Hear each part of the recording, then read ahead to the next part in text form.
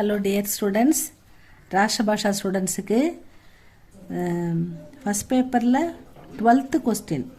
அதில் வந்து உங்களுக்கு 12th கொஸ்டினில் வந்து 5 மார்க்குக்கு சிம்பிளாக ஒன் வேர்ட் ஆன்சர் ஏக்கியா தோ வாக்கியோமே லிக்கியேன்னு கேட்குறாங்க. பாருங்கள், இது ரொம்ப ரொம்ப ஈஸியானது.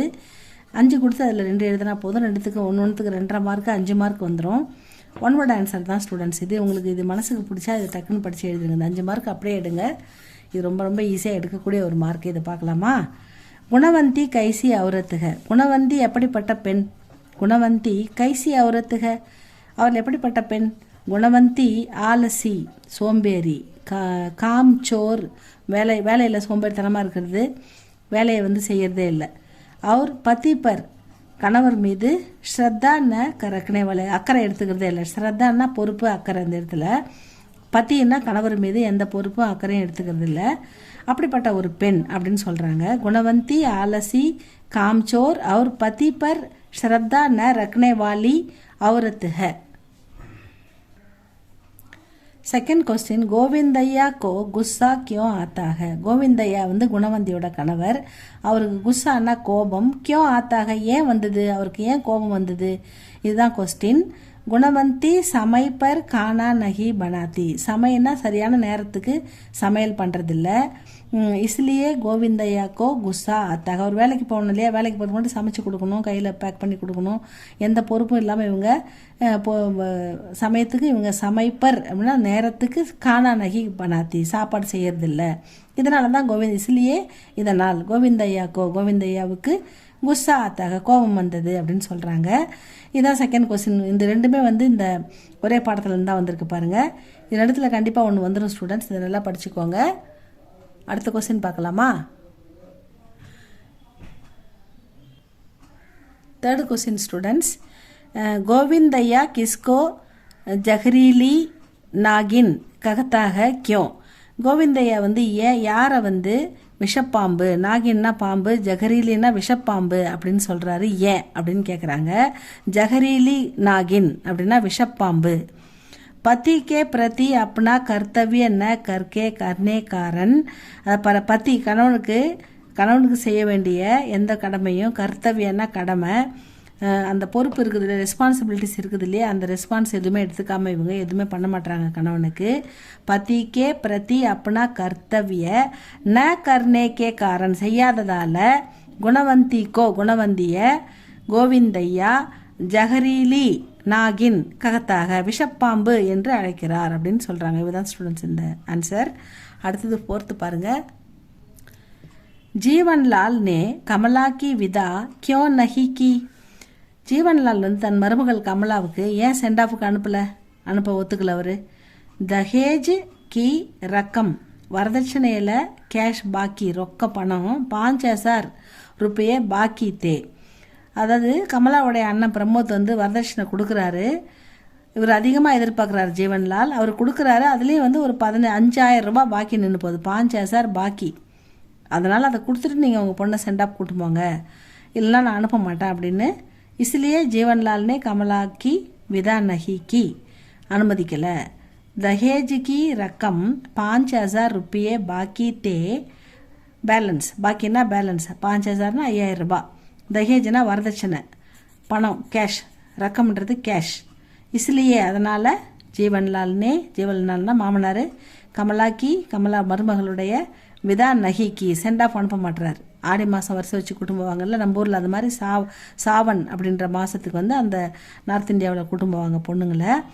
ஆனால் இந்த ஜீவன்லால் வந்து இந்த வரதட்சணை கொடுக்கலன்ற காரணத்தால் கோவப்பட்டு மருமகளை அனுப்ப மாட்டுறாரு. அதுதான் ரீசன் இந்த 4th கொஸ்டினில்.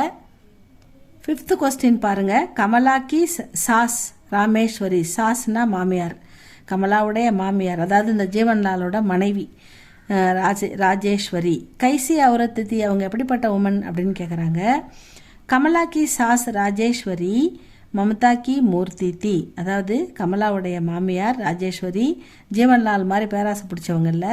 மமதா கி மூர்த்தி அம்மாவின் அன்பு நிறைஞ்சவங்க, அம்மா போல் மருமகளை நடத்தக்கூடிய ஒரு அம்மா, ஒரு நல்ல மாமியார் அப்படின்னு சொல்கிறாங்க. மமதா கி மூர்த்தின்னா அம்மா மாதிரியே ஒரு நல்ல குணம் உள்ளவங்க அப்படின்னு சொல்கிறாங்க. 6வது பாருங்கள். கமலா கா பதி ரமேஷ் கஹாங் கயாத்தா. கமலாவுடைய கணவர், அதாவது ஜீவன்லாலுக்கு கௌரின்னு ஒரு பொண்ணு இருக்குது, ரமேஷ்னு ஒரு பையன் இருக்கிறான். அந்த ரமேஷுக்கு தான் அந்த கமலாவை கல்யாணம் பண்ணியிருப்பாங்க. இவருடைய பொண்ணை கௌரியை வந்து கல்யாணம் பண்ணி கொடுத்துருப்பாங்க. இப்போ எப்படி கமலாவை வந்து சாவனுக்கு குடும்பவை வந்து பிரமோத் வந்தாரோ அதே மாதிரி ரமேஷ் வந்து தன்னுடைய கௌரி சகோதரி கௌரியை சாவன் பர் லே ஆனேக்கு ஜாத்தாக, அதாவது போயிருக்காரு. கமலா கி பதி ரமேஷ் கஹா கயாத்தா, எங்கே போனார் அப்படின்னு கேட்குறாங்க. கமலா கா பதி ரமேஷ் அப்னி பகன் கௌரி கோ லே ஆனே கயாத்தா, தன்னுடைய சகோதரியை சாவன் பர் அந்த ஆடியோ வரிசை கூட்டின்னு வரத்துக்கு போயிருக்காரு. கௌரிக்கோ லே ஆனே கூட்டிகிட்டு வர கயாத்தா. அடுத்த கொஸ்டின் பாருங்க. அந்தேர் நகரி மே சபி சீஜே கிஸ் பாவ் மே பிக்டி தீ, விற்கிறானா விற்கிறது, கிஸ் பாவமே எப்படி விற்கிறாங்க, எந்த நிலைமையில் விற்கிறாங்க, அந்த பொருள்களை எப்படி விற்கிறாங்க, எந்த கிஸ் பாவமே அப்படின்னு கேட்டாக்கா, அந்தேர் நகரில் சபி சீஜை எல்லா பொருளுமே எப்படி விற்கப்படுது அப்படின்னு கேட்டால், அந்தேர் நகரிமே சபி சீஜே டேக்கே சேர்ப்பர், எல்லாமே ஒரு கிலோ, எல்லாமே எப்படின்னா டேக்கே சேர்னா 1 கிலோ 1.5 கிலோ அப்படி கிலோ கணக்கில் விற்கிது. பாவுமே பிக்தி தீ, எதுவுமே நீங்கள் வந்து 1 2ன்னு வாங்க முடியாது, 100 கிராம் 50 கிராம் வாங்க முடியாது. எல்லாமே டக்கே சேர்ப்பர், எல்லாமே கிலோவா, எல்லாமே 1.5 கிலோ 1.5 கிலோ ஒரு பொருள் எடுத்தால் 1.5 கிலோ அப்படி தான் கிடைக்குது அப்படின்னு சொல்கிறாங்க. கோத்வால் கோ கியோ சோடா கயா, கோத்வால்னா அந்த கமிஷனர், அவரை ஏன் விட்டுடுறாங்க, தூக்கில் போட தண்டனை கொடுத்துருவார் ராஜா அவருக்கு. ஆனால் கோத்வாலை வந்து ஏன் எதுக்கு ஏன் சோடா கயா விட்டுடுறாங்க, தூக்கில் போடாமல் ஏன் விட்டுடுறாங்க அந்த கமிஷனரை, அப்படி கோத்வால்னா கமிஷனர் அப்படின்னு கேட்குறாங்க. ஃபாம்சி கா ஃபந்தா படா, தூக்கு கயிறு பெருசாக இருக்குது. ஃபாம்சி கா ஃபந்தானா தூக்கு கயிறு, படா அவர் கோத்வால் துபலாத்தா, அந்த போலீஸ் கமிஷனர் வந்து ரொம்ப ஒல்லியாக ரொம்ப வீக்காக இருக்கார், அந்த கயிறு வந்து ரொம்ப பெருசாக இருக்குது.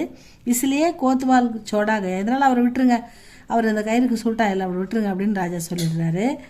ரீடிக்கி ஹட்டி ஏகாங்கி கா உத்தேசிய கியாக, அதாவது இந்த ரீடிக்கி ஹட்டி அப்படின்ற அந்த ஏகாங்கி நாடகத்துடைய உத்தேசிய என்ன அப்படின்னு கேட்குறாங்க.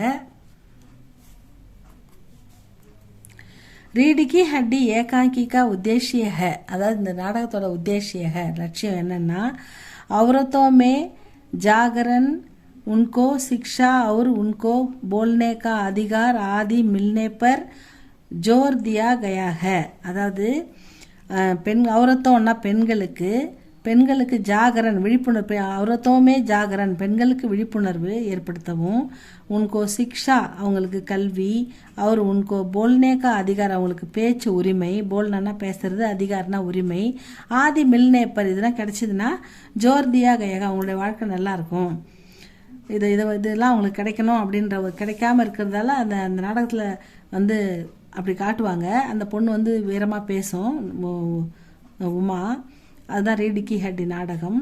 அதனால் பொண்ணுக்கு வந்து பேச்சு உரிமை, இப்போ கல்வி இதெல்லாம் வந்து அவங்களுக்கு கண்டிப்பாக வழங்கப்படணும் அப்படின்றது தான் இந்த நாடகத்துடைய லட்சியம், உத்தேசிய அப்படின்னு சொல்கிறாங்க.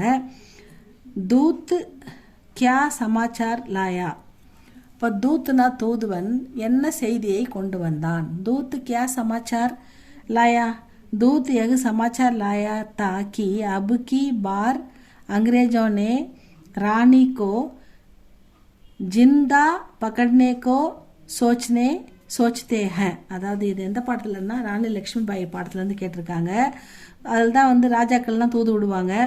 தூதுலாம் இப்போ இருக்கிற காலத்தில் இல்லை இல்லையா, ராஜாக்கள் கதையில் தான் இது வரும். தூத்துனா தூதுவன், எகு சமாச்சார் லாயாத்தா என்ன சமாச்சாரத்தை கொண்டு வந்தான்னு கேள்வி கேட்குறாங்க. தூத் எகு சமாச்சார் லாயாத்தா அவர் இந்த விஷயத்தை தான் கொண்டு வந்தார், என்னென்னா அபு இப்போ வந்து அபு கி பார்னா இந்த முறை, ஆங்கிலேயர்கள் நான் ராணி லக்ஷ்மிபாயை சிந்தா உயிரோட பகட்னேக்கோ சோச்தேக அவங்க வந்து இப்போ உயிரோட பிடிக்கணும் அப்படின்ற முடிவோடு வந்திருக்காங்கன்ற தகவலை தான் தூதர் வந்து கொண்டு வந்தார் அப்படின்னு சொல்கிறாங்க. லக்ஷ்மிபாயி கியா சாகத்தி தீ, லக்ஷ்மிபாய்க்கு என்ன தேவை, என்ன வேணும்னு சொல்கிறாங்க லக்ஷ்மிபாயி, அதான் கேட்குறாங்க.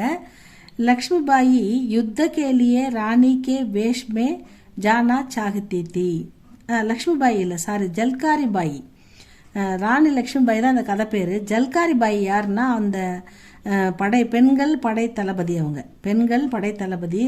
ராணி லட்சுமிபாயோடைய பெண்கள் படை தளபதி வந்து ஜல்காரி பாயி. அவங்க வந்து கியா சாகத்தி, அவங்களுக்கு என்ன வேணும்னு சொல்கிறாங்க அப்படின்னா, இப்போ ராணியை உயிரோட பிடிக்க வந்து ஆங்கில படை வந்து சூழ்ந்துடுது. இந்த சமயத்தில் வந்து ஜல்காரி பாயி ஒரு ஐடியா கொடுக்குறாங்க. ஜல்காரி பாயி யுத்த கேலிய போருக்கு ராணிக்கே ராணி வேஷத்தில், ராணி லட்சுமிபாய் வேஷத்தில் நான் வந்து ஜானா சாகத்தி நான் போகிறேன் அப்படின்னு கேட்குறாங்க. அதுதான் அவங்க, நான் போகிறேன், நீங்கள் வந்து கோட்டையிலேருந்து ராணியை தப்பிக்க வச்சுருங்க அப்படின்னு சொல்லி போவாங்க. போய் அதே மாதிரி யுத்தத்தில் வீரமரணமும் அடைஞ்சிடுவாங்க. லக்ஷ்மிபாயும் தப்பிச்சிடுவாங்க. இதான் இந்த ராணி லக்ஷ்மிபாயி. அவங்களுடைய அந்த ஜல்காரி பாயோடைய தியாகத்தை தான் இதில் சொல்கிறாங்க. அவங்க என்ன கேட்குறாங்கன்றாங்க, இந்த மாதிரி உயிரோடு பிடிக்க ராணியை வராங்கன்னா ராணி வேஷத்தில் நான் போய் சண்டை போடுறேன், நீங்கள் ராணியை கோட்டையிலேருந்து வெளிப்படுத்திடுங்க, அவங்க ஏமாந்து போயிடுவாங்க ராணி அப்படின்னு சொன்னோடனே அதே மாதிரி இவங்க போய் சண்டை போடுவாங்க. ஆங்கிலேய படை ஏமாந்துடும். ராணி லட்சுமிபாயும் தப்பிச்சிடுவாங்க கோட்டையிலேருந்து. ஜல்காரி பாயி யுத்த கேலியே ராணி கே வேஷ்மே ஜானா சாகத்தி அப்படின்ற ஒரே வேர்டு தான் எழுதிடுங்க ஸ்டூடெண்ட்ஸ். இதுலேருந்து உங்களுக்கு 5 மார்க் ஈஸியாக கிடச்சிடும். இதில் எது கேட்டாலும் நீங்கள் நல்லா புரிஞ்சு ஓனாக எழுதிடுங்க. இது உங்களுக்கு பிடிச்சிருந்தா லைக் பண்ணுங்கள், சப்ஸ்கிரைப் பண்ணுங்கள் ஸ்டூடெண்ட்ஸ். தேங்க்யூ ஃபார் வாட்சிங்.